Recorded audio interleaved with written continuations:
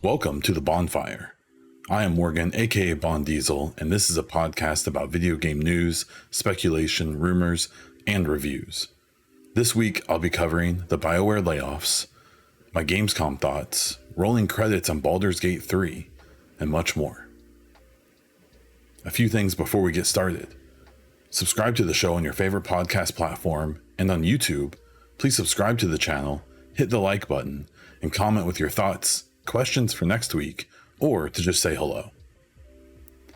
A special thank you to all of my patrons, including producer level patrons, Hassan and Horseman, supporter level patrons, PK, The Dawn, Cage Nephilim, and NeuroNix, as well as viewer level patron Zenra.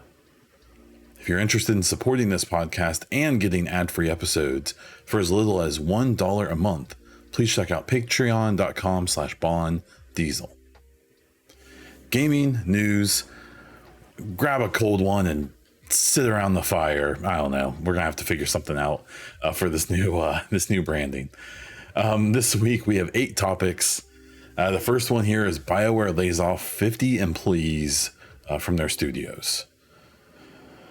This story hit, I believe it was on Wednesday, and it's an interesting one because I think there's no way to spin this as good. I want to make it really clear before I go into this, because when I'm talking about this, I think I do have some good insight that I've not seen anywhere else, if I have to be honest. Being a little, cocky maybe. But there's also some copium here, and just, I'm a glass half full kind of person. Unfortunately, in content creation especially, but really just in gaming communities in general, these days it's hard to come by people who are generally positive. It's from a community standpoint, it seems like people are just so pessimistic, and I kind of get it. I kind of don't, because games are fun, and if something related to gaming is making you angry or anxious or whatever, then maybe do something else, is my opinion. Creators are a whole different thing. I've really seen some people, and this is not just this situation, but it's included this situation, just really ride in the negative, the sensational. I get it, negativity and toxicity gets clicks. I would rather not get clicks and stick with the way I am. So if you're listening to this, I assume you agree, and I appreciate that. So getting into the story, there was a blog posted on the BioWare official blog on Wednesday. It was a bit bittersweet because for months I've been anticipating a blog that we were due for some kind of update to Dreadwolf, to maybe Mass Effect. And the very first line was, instead of talking about an update on our games, we have other news, and it went downhill from there. And so basically what they said was that, to try to be more agile, this is the big buzzword everyone's been mad about this week, and that's fair because it's stupid corpo terms. They're laying off 50 people from BioWare, and well, let's talk about how this is going to impact the projects we know about right now. So Dragon Age Dreadwolf, what I'm going to talk about is a mix of what they said in the blog, as well as some revelations I've seen, mostly from Jeff Grubb of Giant Bomb and the Game Mess, but as well as some other various articles I've read and things I've seen. So the big thing with Dragon Age Dreadwolf is it seems like this won't impact that too much. It seems like from the, I would say maybe dozen or 2 dozen people I've actually seen talking about being laid off, or who have been confirmed to be the ones laid off, I am under the impression every single one of them were working on Dreadwolf. So far I haven't seen anyone that was related directly to the Mass Effect pre-production. And so that does, in the smallest way, kind of go after the idea and the kind of common practice of shedding devs towards the end or after a game finishes production or releases. This situation is a little unique because it seems like at least a good chunk of these people who were let go are like 10, 15, 20-year vets at BioWare, not just in the game industry. And so that it still tracks with that same idea, but it seems like they aren't just cutting some contract workers they had early or something. They're cutting, significant pieces of their team, and people who, are very important to BioWare, or at least were in the past. And so I think that it kind of implies that this is about money, maybe more than anything.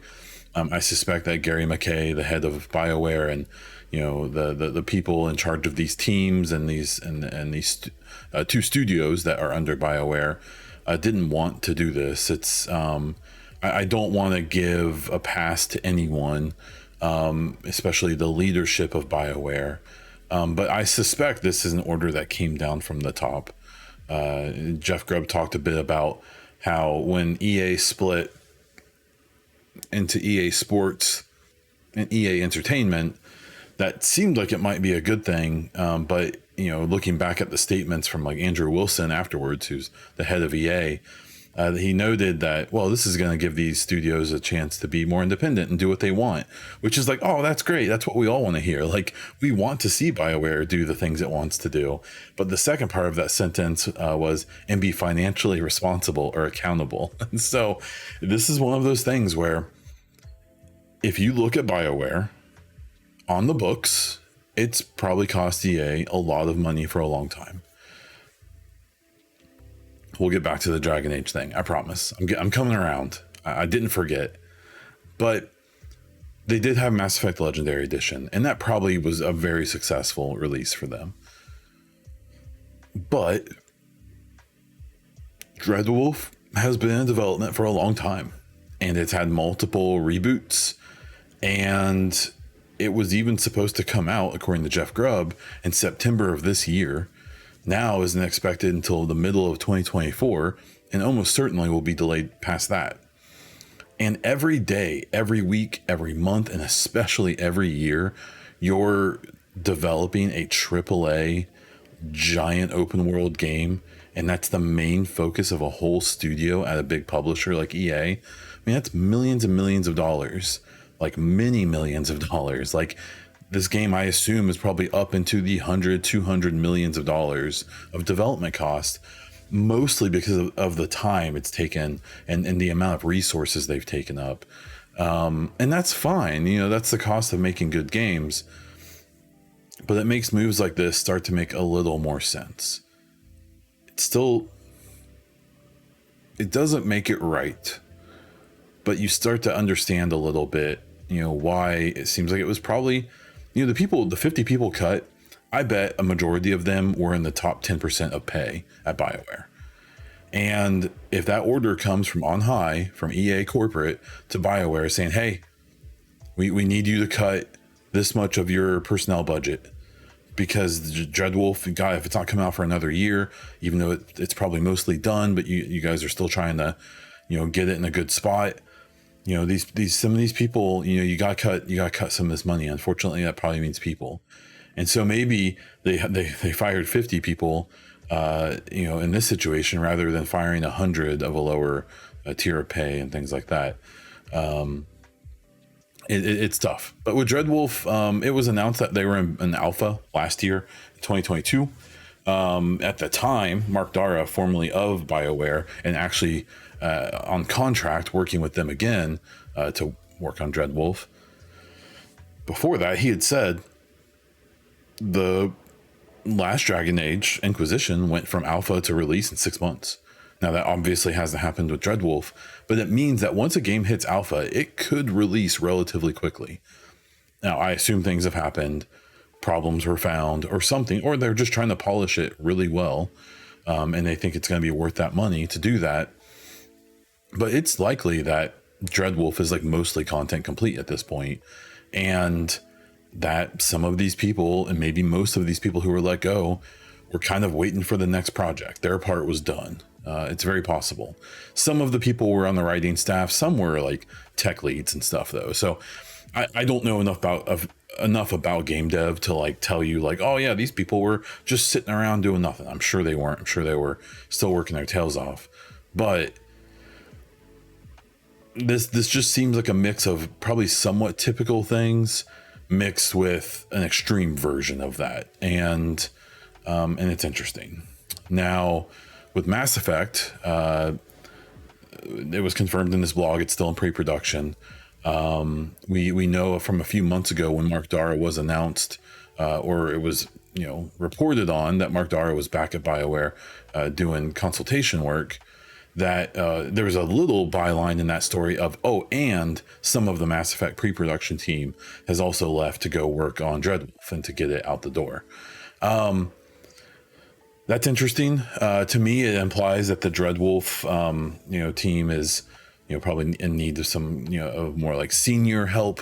And it implies to me that the Mass Effect pre-production team is probably bigger than you think. Pre-production can sometimes literally be one room full of people just shooting the crap and trying to figure out what the next game could be, some interesting mechanics, some interesting ideas. If they had enough to spare people to go to a different project, you're probably talking about a team that's consisting of at least a few dozen people. And if you've seen some of the people announcing that they're working on the Mass Effect team, they aren't just like writers and like some of the directors. There's like mission developers and stuff like that. So, they're probably doing some pretty in-depth pre-production at this point. It's probably not just the most basic things. They're, I assume, working on like vertical slices and stuff like that. They're probably trying to figure out Unreal Engine 5 because supposedly that's what they're using. So, I mean, I think this does impact Mass Effect though, in some capacity, whether it's the devs helping Dreadwolf instead of continuing work there, whether it's the fact that Mass Effect probably won't go into like straight up full production until 6 months to a year after Dreadwolf comes out, which means it may not start production until the end of 2024 or even beginning of 25. And that means that, gosh, if it has a 3-year dev cycle, you're looking at 2027 to 2028, which will almost certainly be the end of this current console gen, and likely moving into the next one. And that's a hopeful development cycle of 3 years. So we'll see about that. The one thing I did want to talk about, I made a video about it. I wanted to talk about here as well because I have a little bit of new info. Jeff Grubb and a few other articles I saw cited that before this cut, that BioWare only had 250 employees. Just the gut feeling from that doesn't sound right at all. BioWare isn't, they're not the biggest dev, but 250 is really small for a developer with 2 studios. And then, that would mean that after this layoff, they only have 200 people left, and that's employees. That's, like that can include like custodial workers and stuff like that. So, you're talking about maybe like 150 devs, and now you're looking at like 100 devs. Just for Dreadwolf, that doesn't make sense at all. Maybe they're getting assistance from third parties and stuff like that, but none of this made sense. So I did a bunch of research. Unfortunately, there's nothing like super clear about how many workers are at BioWare. All of the resources I found were saying between 400 and 600, which makes more sense. That sounds more realistic. Their LinkedIn page is interesting because it seems like it tracks the number of people saying they work there currently, and it seems like it's up a few percent from a few years ago, and it's down a few percent over the last 6 months, which makes sense because they kicked out the SWTOR team, and now they've had this layoff. But it still suggests that they have between 500 and 600 employees. And then the last thing that actually came out today was a newspaper in Edmonton, where one of the studios is based, talked about the cut, and that studio a couple years ago had at least 300 people working there. And so you make some assumptions. And if the Austin studio is roughly the same size, maybe a bit smaller because they lost the Star Wars team, and say they're at 200, I mean, you're talking about a studio of probably 500 to 600 people. And the reason I think this is important, and I talked about this in my other video on YouTube in some more depth, is that a studio losing 20% of their developers, that story is a lot different than a studio losing 8-10% of their developers. They're both awful. They're both terrible. They're both, those people don't care, what the percentages are. They're trying to reestablish their lives today. And that's the biggest part of the story. But if people are going to talk about, oh man, how are they going to finish Dreadwolf if they lost almost a quarter of their devs? How are they ever going to make Mass Effect if they only have 150 devs working?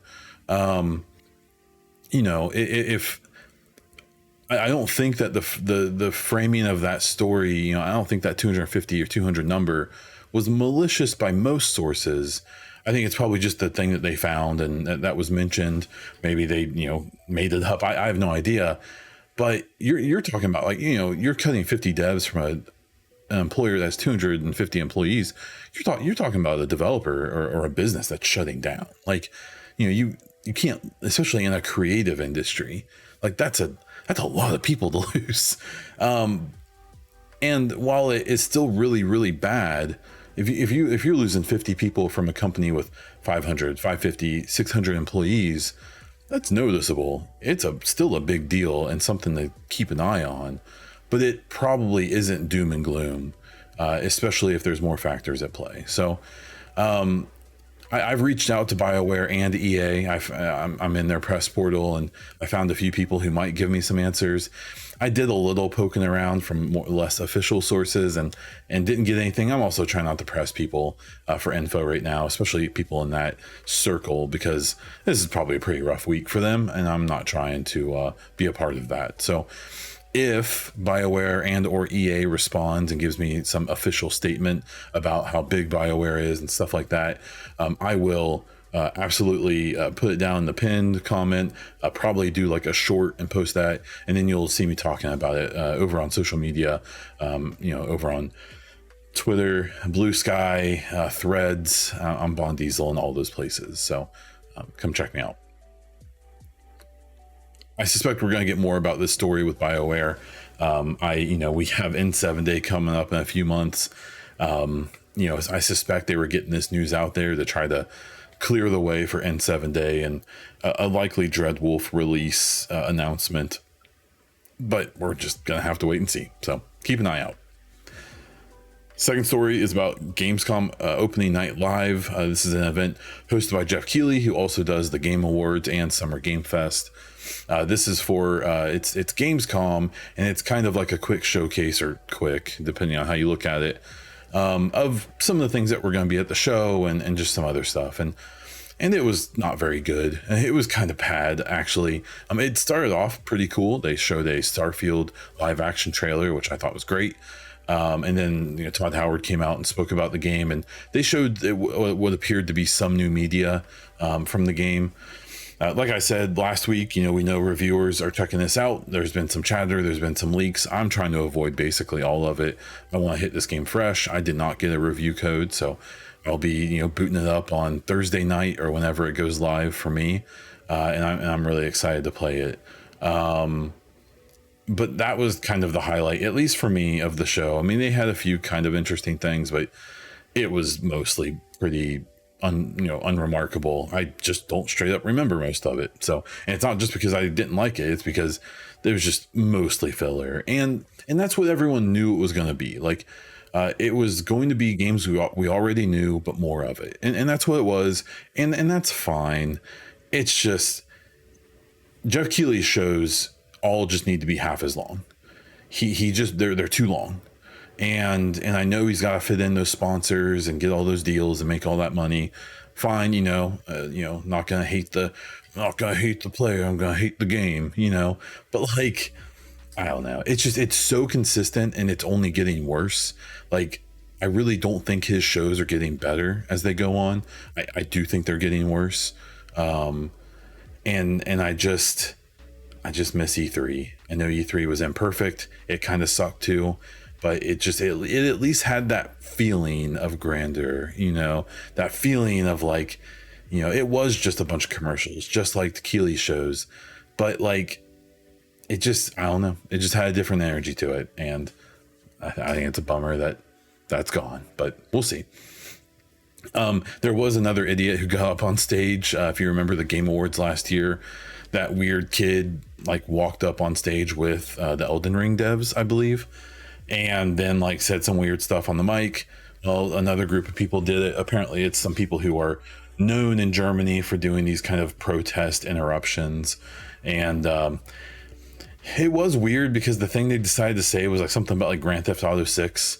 And it's just like one of those things where like, I get it, they're just memeing, they're trolling, whatever. But like, if you're gonna have that moment, at least make it like worthwhile. The one dude was wearing like a Steve Austin hoodie. Like, it was a very odd situation, but something tells me that the Game Awards and Summer Game Fest and future events, you're going to have maybe an audience sitting near the stage who are like hand-picked individuals that were invited. And then you're going to have public seating with a bunch of security guards in between the stage and them. I'm pretty willing to bet that's going to be the case from now on. But Gamescom opening night live was fine. There were some cool things that came out of Gamescom. So I do highly suggest you check out some of that coverage from all of the typical gaming outlets. The third story here is that Nintendo announced that I believe it's Charles Martinet, the Mario voice actor, is retiring from his role. They basically said that he's retiring as the voice of Mario and like a ton of other characters in that universe, and switching to be like an ambassador for Nintendo. So he's going to travel around and meet people and kind of be an ambassador for Nintendo. There was no announcement of a replacement. I have seen the more recent Mario movie. I actually think Chris Pratt did an incredible job. I thought he was fine. I know some people don't like him. He'll always be Andy Dwyer from Parks and Rec to me. So, that's where I'm at with him. But I thought he did a really good job. I thought it was fine. But people have pointed out that Nintendo is a like notoriously cheap company when it comes to paying voice actors and things like that. And there's zero chance they would ever be able to pay Chris Pratt enough money to be like the new voice of Mario and like the games and stuff like that. So there is the Mario, I think it's Mario World Wonder or whatever it is, coming out later this year. That is not Charles Martinet doing the voice of Mario there. And so they have replaced him, and it seems like it was pretty seamless. And so whoever it is, they are figuring it out, and they have not announced who the replacement is at this time. And I suspect it's going to be a while before we find out who it was. And so I don't think it really matters. It's probably going to be people we've never heard of, and that's okay. Story number 4, this guy rolled credits on Baldur's Gate 3. And so my playthrough I did a human ranger. I romanced Shadowheart, and I won't go and we'll eventually have to do a spoiler cast or something where I'll talk about the things that happened in my playthrough. One cool thing about this game is it does seem like while you end up in roughly the same spot, kind of, there are a lot of things you can do that impact what happens, throughout the game, who lives and who doesn't, and who's good and who's bad, and it's interesting. There's a lot of choices, and that is a very cool part of the game because it opens up almost endless replayability, or at least like realistic endless replayability. Like, sure, I mean, there is obviously a limit to how many different playthroughs you could do. It's probably more than any person should ever actually do. But, I'm sure someone will go through and play it, 150 times. But I really enjoyed it. The Act 1 of the game is obviously what they spent 3 years of getting feedback on from the community. Act 2, I still thought was really solid and interesting. And then Act 3, It's not small. I've seen like some commentary from people being like, oh, you know, it's unfinished and blah blah blah, and there's definitely like loose threads and things that don't make sense. Apparently there's like there's multiple sections of the Act 3 area, and apparently there's a section that was like, it was, the Act 3 would have had like twice the area to play in, but they cut something literally in the last month or two of development, that, you know, likely also cut off a bunch of storylines. And when you're playing through Act 3, you can definitely tell there's like things that happen, or there's just no resolution to some things, or in theory, a game like this, you want to be able to work hard enough to have a happy ending for everyone, and that's not possible, I guess, depending on your opinion, for this game. So there's definitely flaws. The final actions, the final battle, I guess, is a non-spoiler way to say it, is, in my opinion, it was abysmal. It was awful. It was not fun. It was a mess, and I really hated doing it. Afterwards, I've seen a lot of people complaining about wishing that there were more resolution and stuff. It reminded me a lot of some of the feedback on Mass Effect 3 I've heard, because this game basically is like the size of the Mass Effect trilogy. Like I've played through the Mass Effect trilogy 20 something times in the last few years. I would say one playthrough of Baldur's Gate 3 is basically like playing the whole trilogy, and it's kind of like Act 1, 2, and 3 is a lot like Mass Effect 1, 2, and 3, arguably. So overall, I think that this, you know, this game is very, very good. It's a masterclass in a lot of ways. It's definitely not perfect. Some of the hype I've seen people giving it is a bit much, and it seems like a lot of the people who are talking about it have not finished it. I don't think some of the things I've seen people say about this game, I don't think they'd be saying if they actually played the whole game at that point. I'm glowing about this game. This game is so good. Everyone should play it. Even if you don't like turn-based games, you don't like high fantasy games, I am a hater on both of those things, and this game is still really good. The problem is that it has some pretty significant weaknesses. Now, Larian, the studio, is already putting out a bunch of, you know, they had just a big patch the day I'm recording this of like 1,000 fixes. You know, that it seems like they're going to work, and from their previous games, it seems like they do a lot. And that this kind of always happens, that their games always do kind of have to get like finished after they release. And, you know, that's a fairly common thing in games now. So, you know, this game should be celebrated for sure. I think if more reviewers actually finished the game before they reviewed it, I think its Metascore would be a little lower, maybe in the 90, high 80s range. But, you know, it's okay. It's for as long as it took me to do one playthrough where I missed huge chunks of the game. I never went to one entire section of the game. I only completed the like personal story of, I think, like 2 characters, maybe 3 out of the like 8 that you can do, or whatever it is. I missed half of this game, and that's why I'm already doing a second playthrough, and I'm trying to get as far through it, doing everything that I missed and everything I did, also trying to get to a good spot before Starfield comes out, because that's going to be my obsession for at least a while. I could see myself bounce back and forth just to, you know, mix it up a bit and not burn myself out on either. But yeah, Starfield looms. So, but yeah, Baldur's Gate 3, awesome game. I would say, you know, most people should try it out and play it. If you're on the Xbox, yeah, apparently we found out this that it will come this year. Basically, it sounds like Phil Spencer, the head of Xbox, had a meeting with the Larian Studio staff while he was in Germany. They have a couple studios in Europe, and he did, and they figured it out. And what happened basically was Xbox's whole shtick is that the Xbox Series S and X are supposed to be have feature parity, but that the S will play at a lower resolution and maybe frame rate. And what was happening was Larian was claiming that they couldn't get this split screen to work on Series S with this game. That's not surprising. What a lot of people never think about with split screen is split screen isn't the game rendered once from 2 perspectives. Split screen is the game being rendered twice at a lower resolution. And even then, like, this game is heavy. I have a 5800X AMD processor in my computer.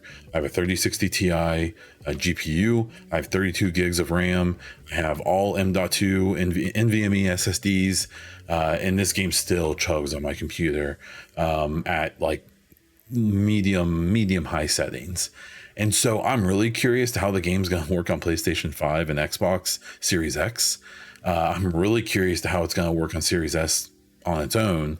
But yeah, this isn't that surprising. I think this was a good move by Xbox to just, give up the parity thing, at least in certain circumstances. They can't miss out on this game. I still think that there's more to this story. I still think that I think Larian absolutely did not want to release, because they're releasing the PS5 version the same day as Starfield. If they were releasing the PS5 and the Xbox version at the same time, it would not be getting released that day. But they probably wanted to release that day for PlayStation, because that's going to be, PlayStation, if they're feeling any FOMO, fans of that platform, without having access to others, it can be there. Well, I'm going to buy Baldur's Gate. That game, we already know that game's great. It's probably better than Starfield. So they're gaining off of those sales. They started selling the PC version a month ago, and they weren't going to do the Xbox version then, because there's not a chance Sony would allow them to release the Xbox version early. And so I still think there's some politics happening here, but I am glad that it seems like whatever the issue was, they've resolved it and they're moving on. And I think that's pretty cool, because people should play this game. It's very, very good. And on that note, we're going to take a little s'mores break. Okay, well, man, that was a delicious s'mores. I burnt my marshmallow a little. Okay, story number 5. Xbox announces wraps for the Series X. No, not the music, but the clothing for your console. So Xbox put out an announcement this week. It was mostly focused on a Starfield branded cosmetic cover for your Series X. My first reaction to this was like, what is this? My second reaction was like, this is kind of genius. As you already know, the PlayStation 5 has those 2 removable panels, and Sony is finally starting to utilize that more by selling like special covers and stuff. So you can kind of customize your PlayStation 5 a bit. There were other brands doing it, and Sony shut that down real quick, because they knew that was going to be their business once they got enough consoles out there. So with the Series X, you can't really do that. It doesn't have like removable panels, and it's not really designed where you can like clip things onto it. And so what they did instead, I think is super smart, is they have it's basically like so supposedly it's supposed to be kind of like the iPad covers, like the real nice ones, that material. And it's essentially like a magnetic wrap that goes around the Series X. It's not on the S, at least not at this point. The S would be a weird system to do this with, because it's got so many events and stuff. But you basically wrap this thing around your Series X, and all the ports are available, and everything is smooth and looks really good, and it's a cool solution. My main issue is that they're $50. So my Xbox Series X hides under a desk on top of a subwoofer. There's not a chance I'm getting any of these, because I can't remember the last time I saw my Series X, if I have to be honest. And so, not for me, but if you have this in an entertainment system, center or something where it's visible, this may be a good option. They have the Starfield cover, obviously. They also have some other ones coming out, or that are already out. The ones I saw were the camo design that you can put on the controllers if you like customize a controller, and they look good. So I'm sure that, supposedly they're really high quality. People are pretty impressed with them, but yeah, probably not my ideal. But I'm glad these exist, because it seems like a smart solution to a problem that at least some people care about. Story number 6, Avatar game shows new footage and talks about a bunch of tech that's being used in the game. So this Avatar Frontiers of Pandora is the Ubisoft massive Avatar game that has been in development for like a long time at this point. I want to say like 6 years. If I remember correctly, they started doing this back in like 2017. They started putting this team together. So I'm excited to play it. I've seen a lot of people saying it basically looks like Far Cry, and that it does kind of. The caveat there is that it's being made by Ubisoft Massive, and not it's in Ubisoft Massive Snowdrop engine, which is the Division engine, among other games. And I understand it might look like Far Cry, but I bet it's gonna play a lot different. I bet the environments are going to be probably some of the most beautiful environments, and this was in this trailer that they showed. It looks like it's going to be absolutely gorgeous. Ubisoft Massive are, really, really good at environmental design and just making things pretty. And so we'll have to see how the game plays and what the story looks like and stuff. But I have basically zero doubt that this game will at least be a very pretty game and likely fun to play. So I'm excited for that game. I know it's I love the Avatar series. I think that it's really interesting. I know for a lot of people just write it off as Pocahontas with blue people, but it's like a really, really good telling of that basic premise. And the second movie was really, really good too. And I thought the culmination of that movie was great. And I'm excited to see like 5 other movies he's making in that series or something. It may overstay its welcome, but we'll wait and see. But I'm really excited to play that Avatar game. That comes out, I believe, in December. So it will probably kind of hit in a time where there's not going to be a lot of other new stuff to play, and it might end up getting a little more attention than it would have otherwise. One of the cool tech things that they pointed out was ray tracing for light and shadows. And the reason that's kind of exciting for me as someone who's a Division fan is that if they eventually are working on a Division 3 game, it's this version of Snowdrop that this game has will be the most advanced version we've seen so far, probably surpassed by the Star Wars Outlaws version of the engine when it comes out. But knowing that engine that already has like beautiful lighting and just everything about that engine is so gorgeous, knowing that it's only getting even more technologically advanced, sign me up. I want to see Division with some ray tracing. Okay, Sony PlayStation Portable price has been revealed, and it's gonna be $200. If you haven't seen this, imagine a PlayStation 5 DualSense controller split in half, and then you put like a 7-inch tablet in the middle and glue it all together. And that's what this thing is. Which, like, in the right situation, could be amazing. A lot of people love the DualSense controller, the way it feels, the haptic feedback systems it has. But then all the details started coming out about this thing, and it has no Bluetooth. So if you want to hook up headphones to it, they have to be proprietary Sony headphones that have Sony's like special codec or whatever that connects, special wireless connection. It has no local play, so you can't download any games to the system, including like there won't be like an app store where you can put like mobile games on there, as far as I can tell. It's going to get jailbroken. Obviously, people are going to root this thing, and I think it's an Android. I want to say it's Android, or it could be proprietary operating system, but I bet people will figure out a way to use it as an Android tablet.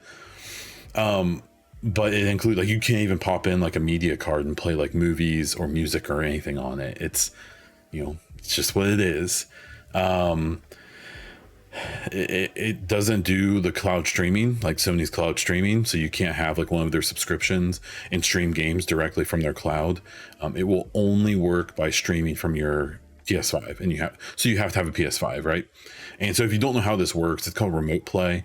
And so like Xbox cloud gaming, or even the Sony cloud gaming system, or a bunch of the other systems, you stream a video game, but you're streaming it from a data center somewhere where there's a bunch of, actually in the case of Xbox, a bunch of Xboxes in a server rack, and you're playing it from there, and it's all optimized and good to go.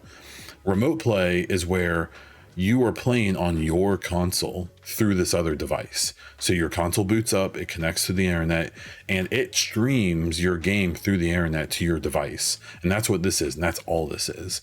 To the point where they've advertised it as only working when you're at home, even though people are fairly certain it's going to work outside of there. But Sony doesn't want to be on the hook if it doesn't work very well when you're not on your own network. Because if you're on your own network, it in theory should work where your PlayStation 5, the game hits your router and then goes straight to your device, instead of hitting your router, going to Sony servers, coming back and hitting your device. But if you are outside of your home and you're not on your native Wi-Fi connection, it's going to hit your router, it's going to go to the internet, go to whatever router you're connected to, and then hit your system. And at least this is all what I'm assuming. And that's not going to be great. I'm assuming that's why they're not advertising it as being a like play anywhere device. And apparently they're targeting the same battery life as the DualSense controllers on their own. So it's a bigger battery because it's got to support the screen and the Wi-Fi and all that. But no one brags about the battery life of the DualSense. So you're probably looking at a couple hours of playtime, which for most people is going to be plenty, or you can be plugged in or whatever. But this device is just weird. Like, it almost seems like it's just almost like a flex or something of Sony just being like, I bet you'll buy it. It's definitely a play to sell headsets, headphones, earbuds, nice wireless headphones and stuff have insane margins on sales. And if you look, the ones that are compatible with this, that have this special Sony, wireless connection, are like over $100, $200, the earbuds and stuff. And I've heard that they're fine. They're probably not worth the money, but that, that's what it's going to be. Yeah. They may only make, $15 or $20 on this system, this PlayStation Portable, but they'll make $150 on the headset that you buy with it. And then that's, that's probably the play that they're really going for. But hey, more options, more ways to play games. I'm sure it's going to find an audience. So that's exciting. And then the eighth and final story is just talking about the podcast rebrand and the steps coming in the future and stuff like that. So as you may have noticed, especially if you're a longtime listener, the podcast is now called the Baunfire, a name very well thought up by a lovely Ubisoft Massive developer, Mr. J. And it's been fun doing the rebrand and figuring everything out. It's been a lot of fun in the Discord and on the YouTube community and on Twitter and stuff, showing people like, hey, do you like this more or this? And kind of deciding, some of the look. And that's going to continue to evolve. If you've been around long enough, you know that, every 6 months or so, I tend to change things up quite a bit. But I'm loving the new podcast name. I think it's very fitting. I like being able to make goofy, weird announcements during the podcast of telling people to go eat s'mores and stuff. I just and it's pretty much switched over. The big things I want to work on is figuring out like a new intro song and outro song. I may or may not have something figured out for this. I haven't rendered this yet, so I don't know what the intro is going to sound like. I may use the old EchoCast song that's like a Division-ish song, or I may just maybe have some crackling of a bonfire, and then it leads just into the show. I think that would actually maybe be kind of nice, kind of cozy is what I'm going for. So maybe some owl hoots in there. But I'm gonna work on that. I'm pretty happy with how everything looks. It's not completely different, but it's definitely quite a bit different than things were before. But I'll definitely be refining, and we'll kind of keep on doing this thing. I know I'm re-energized and kind of excited to do maybe some new stuff, or just kind of trying to keep improving everything just a little bit every episode, and that's what we'll keep doing. So rest in peace the Echo Cast, welcome to prominence, the Baunfire. Now we're going to move into listener questions. If you have any of your own questions, please use the Google form questionnaire that I post on Discord and on Twitter and all over the place. You can ask questions in the Discord. There's a room just for that. And you can get me in the YouTube comments, as well as my Twitter pages at Bondiesel or at the Baunfire, as well as Instagram and Threads and Blue Sky and wherever else. So hit me up on any of those places if you want to comment, to ask questions, to do anything. I will be happy to talk about those things or take your advice or thoughts. The questions this week come from Master Prime. We'll hit a bit of a rapid fire here. When can we expect Starfield content from you? When it comes out. I've been making videos. There are some videos on my channel. I made one just this week. It kind of got overshadowed by the video I made a few hours later about the BioWare layoffs, but I have a nice little Starfield video talking about what we learned during Gamescom and things like that. When it comes to the actual game, when it comes out, I'm not really one to do like guides and stuff like that. I may dabble in that a little because those videos get a ton of views, especially with a new game. But I want to make sure it's something I'm like actually enjoying making. I'm not just grinding my life away doing task videos or, how-to videos. Would rather just be enjoying the game. So we'll see how that goes. I want to stream it, but it has like a Baldur's Gate problem where no one's going to want to watch, or most of my regulars won't want to watch me spoil things for them. So it may be a thing where, I stream it, my actual playthrough for like a day, and then maybe I'll start a whole separate character just for streaming. So it's always a little behind everyone else. I think that's probably the right way to do it, at least for, a few weeks or a month or two, so people can fully experience the game before, we all start talking about and showing all of the late game stuff. Does the BioWare situation worry you? It doesn't. In fact, a lot of the I call it like concern or worry trolling, where you'll see people on podcasts or content creators be like, "Oh man, I'm so worried about BioWare. This sure doesn't look good." But the way that they're talking about it and their kind of general attitude about it is they're like, I can't wait to milk this story. And if they shut down, it's even better because then I'll have an even more of a story to talk about." So, I'm more worried about the way the perception is going to hit the people who are still there in the leadership of BioWare and even of EA. If they see this like sentiment of like, oh, guess BioWare's going down the drain, I don't want to give Andrew Wilson any ideas. So I'm not worried about BioWare really, especially if I'm right about some of my research and stuff. It's a bad week for them, but it shouldn't be the end of the world. And the thing is, here's the thing: when you fire a bunch of really high paying people, you tend to replace them with people who are way cheaper, and so you're probably going to see them actually hire a little bit, probably around the time that Dreadwolf actually comes out, so they can ramp up for Mass Effect. So not worried. Seems like a lot of other people are, though, for either good intentions or not. Do you like detailed food on games? I do not. I think food is a weird concept in games. I hate that it's basically just health in most games. I famously don't think I ate anything in Cyberpunk when I played it. So I appreciate the memes with Starfield and stuff, and having the whole the sandwich stealer, the developer there, who all she does is steal sandwiches for her testing playthroughs. So that stuff's all fun, but I don't care. I avoid consumables in games as much as possible, which has definitely bit me in the butt in Baldur's Gate. But there you go. So thank you for the questions. Those were wonderful. Please, next week, if you have your own questions or stories or just opinions or topics or whatever, hit me up. I would be happy to talk about them on the show. Thank you so much for listening to the first episode of the Baunfire and the 250th episode of this thing I've been doing for 4 or 5 years now. It's pretty crazy. It's really cool. I'm very proud.